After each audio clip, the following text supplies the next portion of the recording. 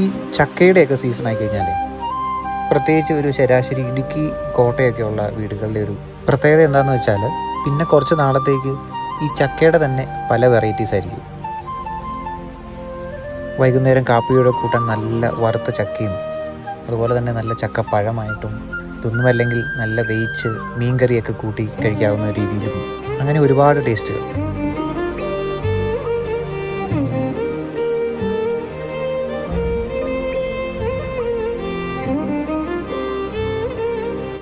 ഇനിയുമുണ്ട് ഇതുപോലെ ഒരുപാട് ചക്ക വിഭവങ്ങൾ. അതിൽ നിങ്ങളുടെ ഏറ്റവും പ്രിയപ്പെട്ടത് ഏതാണെന്ന് കമൻറ്റ് ചെയ്യണേ.